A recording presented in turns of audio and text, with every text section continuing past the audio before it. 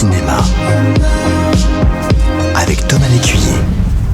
Mardi Cinéma de Thomas Lécuyer. Thomas qui a eu l'occasion de rencontrer deux personnalités du monde du 7e art. Belle rencontre que vous avez eu la chance de pouvoir faire il y a de ça quelques temps, mon cher Thomas.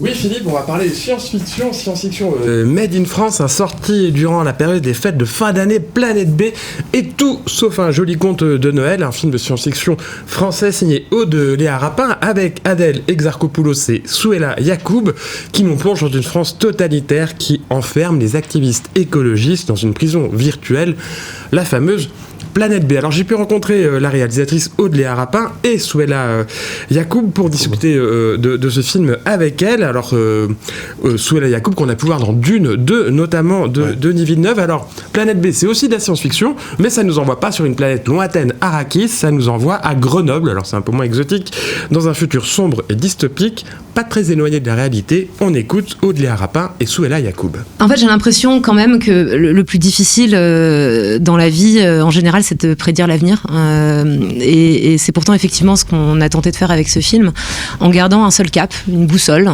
qui était de partir des problèmes ou des crises qui se posent à nous aujourd'hui et avec la conscience que si on ne les résout pas ou si on cherche pas à les résoudre, elles seront toujours à l'œuvre demain en pire. Et ça a été ma ligne conductrice, mais c'est un futur très très proche. Planète B, on parle d'un horizon de 2039. Et oui, je crois très fort, en tout cas, ça n'est pas sombre, parce qu'il y a quand même une pensée qui traverse tout le film, qui est un lien de solidarité très fort, et de la force collective.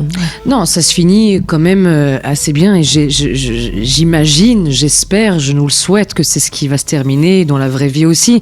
Ce qui est beau dans ce film, c'est que finalement, malgré tout ça, dans des moments de terreur et de peur, il y a quand même certaines personnes qui s'allient contre le mal, contre ces gens-là. Et c'est ce qui se passe dans le film, et c'est ce qui se passe avec le rôle que j'interprète, Nour et Adèle Exarchopoulos, Julia, et c'est ce qui s'est passé aussi l'été dernier en France, aussi à un moment donné qui était quand même très critique politiquement, et il y a eu un moment de rassemblement qui a été hyper beau de voir, hyper émouvant de voir cette peur nous prendre et finalement se rebattre et se relever, et je pense qu'on fera ça tout le temps, et c'est ce qu'on a toujours fait, et il y aura toujours des moments comme ça et on se relèvera toujours. Se relèvera toujours. Oui, les sujets sont nombreux dans ce film. Crise migratoire, misère sociale, pollution extrême, activisme écologique, gestion des déchets, état policier. Le film imagine un futur sombre et s'engage sur de nombreux sujets, à l'instar des grands classiques de la science-fiction comme Blade Runner, Soleil Vert ou encore Les Fils de l'Homme. Alors comment, Philippe, on fabrique à l'écran un futur qu'on doit imaginer dans Planète B? Ce futur-là, justement, il n'est pas si différent que ça de notre présent. On écoute Aude Léa Rapin.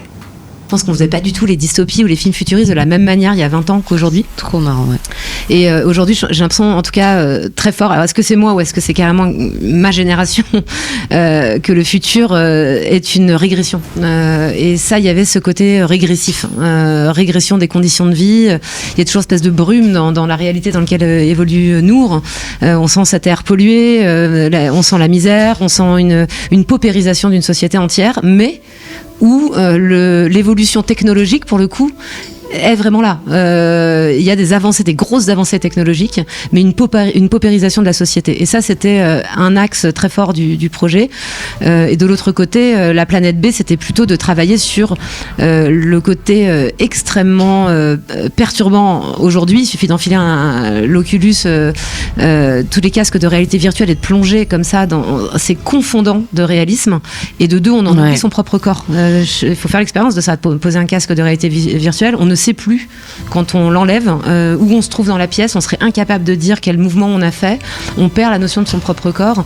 Et il y avait cette envie comme ça de personnages qui sont en perte de repère dans un lieu qui est pas normal, où il se joue des choses pas normales.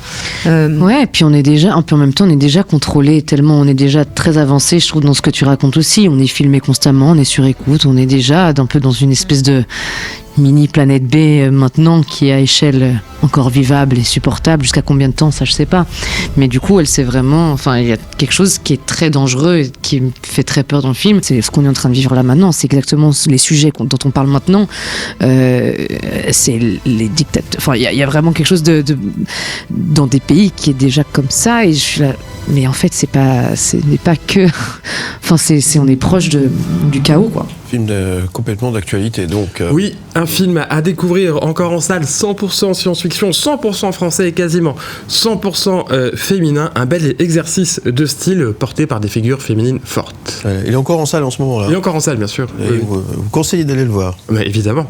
Évidemment. Merci pour cette belle rencontre que vous retrouvez évidemment en podcast et en images sur le site mlemedia.ch.